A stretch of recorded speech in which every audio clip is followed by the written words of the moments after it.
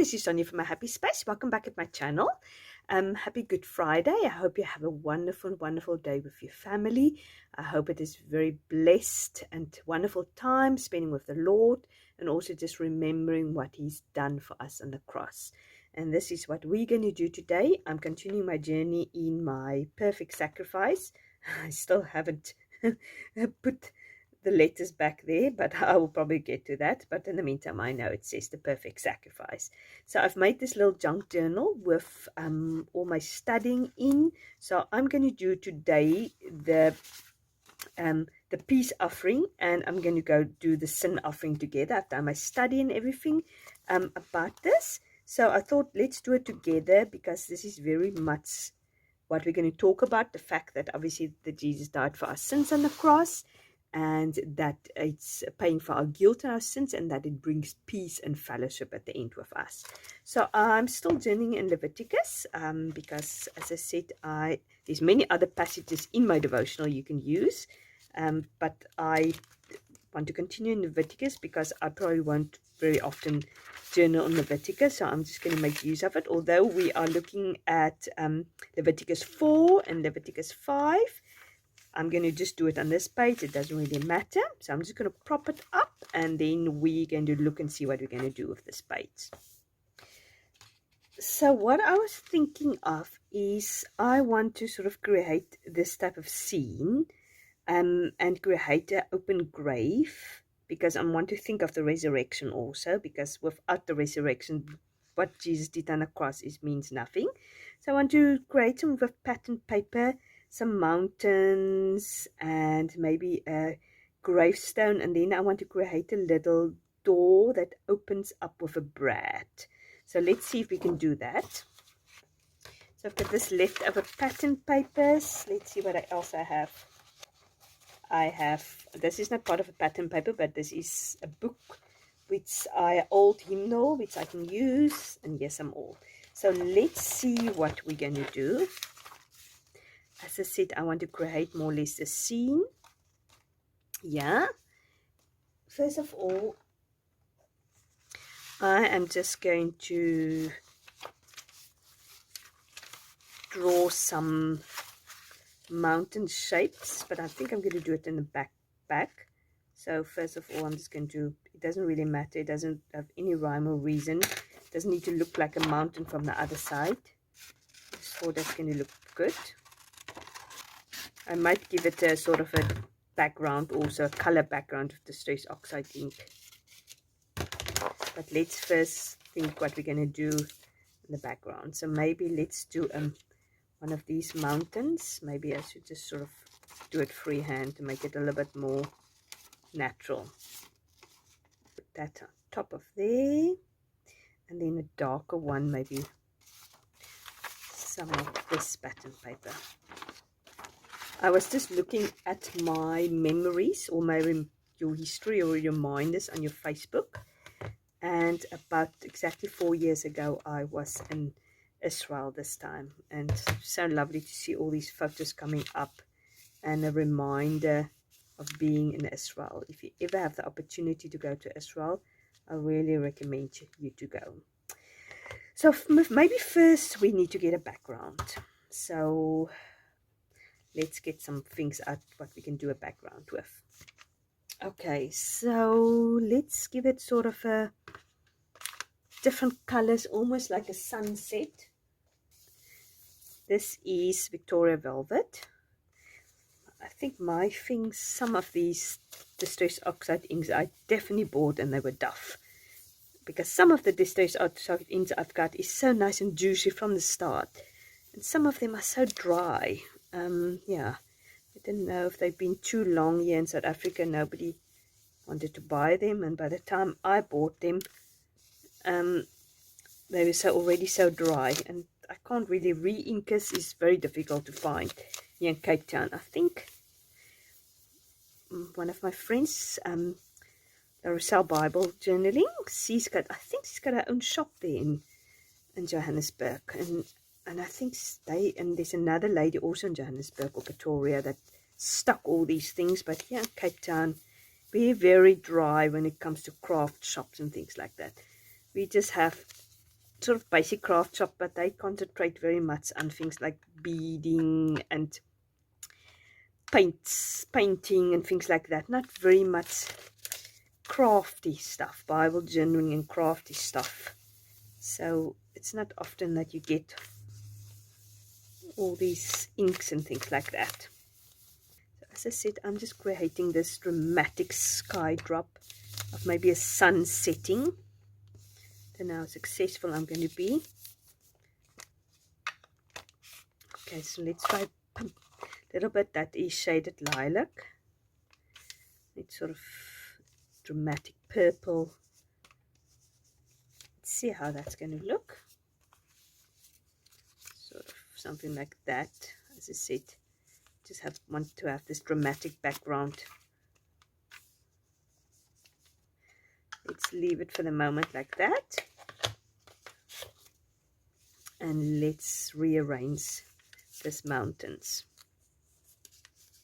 Something like that. Maybe one front of the other. So I'm just going to secure them. I've sorted out, I think, my glue. I've made it a bit more runny with water, but I don't know if it's not too runny. That looks okay now. Cleaned it out. So let's put this one mountain on here.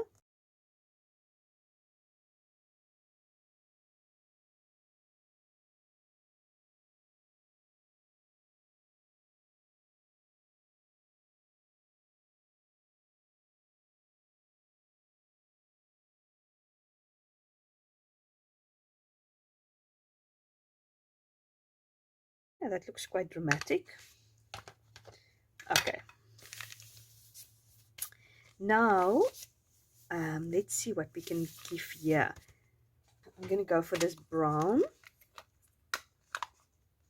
So we need to have earthy tones, because obviously the grave is, or the grave, the tomb rather, is going to be underground. Okay, I might do light brown here also at the back. Okay, so let's get some crosses. Okay, I've got this sheet of crosses, so let's cut some out. I think I want these bold colors, so I'm going to go for this. But obviously, let's see first how this one's going to look. There, and maybe or maybe these two blue ones, let them be the same.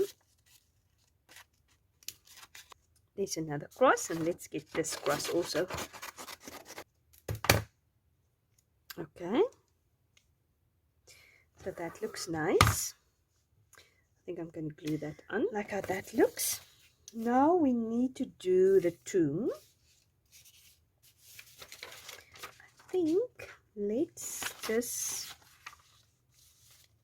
think what I will do is I'll do the tomb.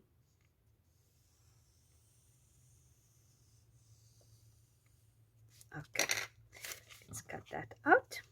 See how that looks.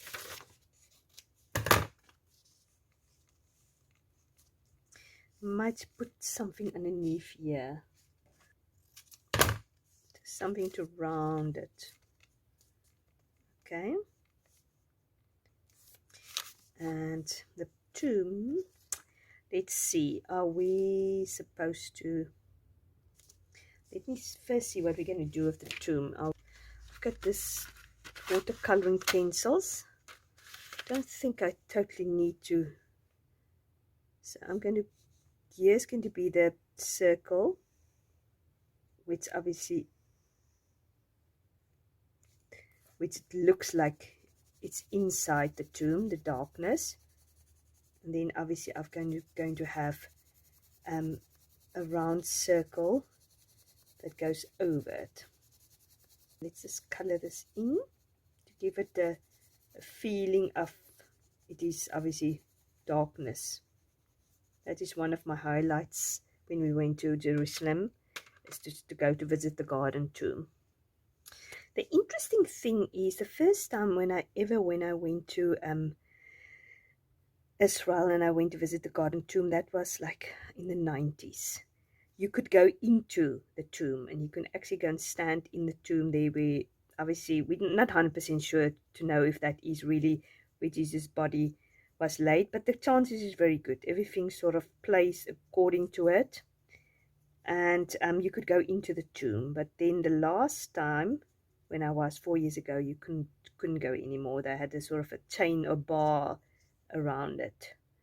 So yeah, so you can just sort of peek in there and took a photo and then move on. And oh, the amount of people there were, you sometimes feel like a little bit of a sausage machine. The first time, as I said, also I went, the tourism was so non-existent almost.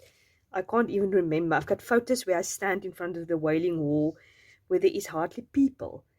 Now this time when I went 4 years back, the amount of people was just, I mean, you had to fight almost through to get a space or just to see anything. But on the other hand, it was the 70th anniversary of Israel, so I think it was a little bit more busier than normal. It just felt to me like it. So I'm just going to cut around cardstock out. This is printed on cardstock, so I think I want this on cardstock because it needs to be a little bit more sturdier.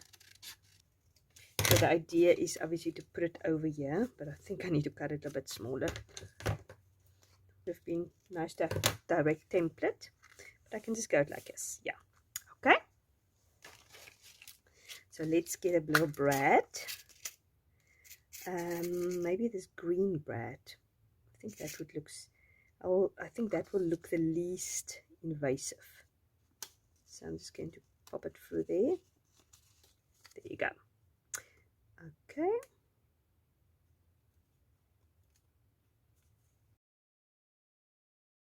It's just, I'm going to just glue it sort of here at the bottom. So if I want to put something underneath the grave, like trees, I might do some trees also there just to create a. So what I will do also, while I have my pencils out, I will create a little dirt road.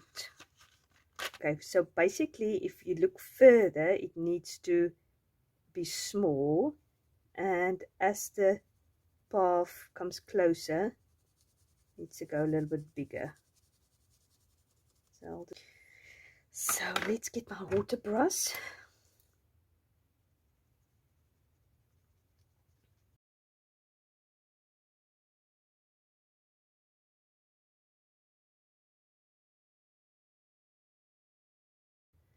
So hopefully that sort of gives the idea that there's a path, but I think I actually need to make it a bit wider there at the top.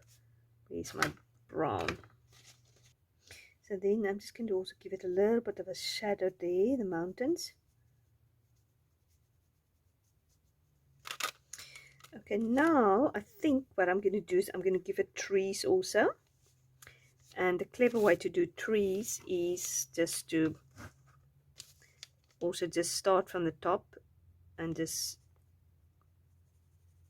go small, and you just go wider. Then it almost looks like these pine trees.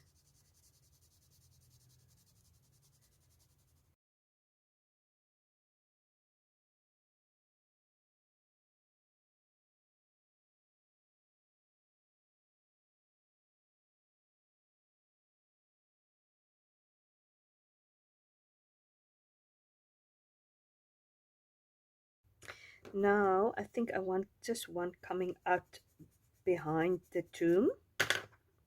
Okay. Okay, so now what I will want to do is I want to put on there, he is risen.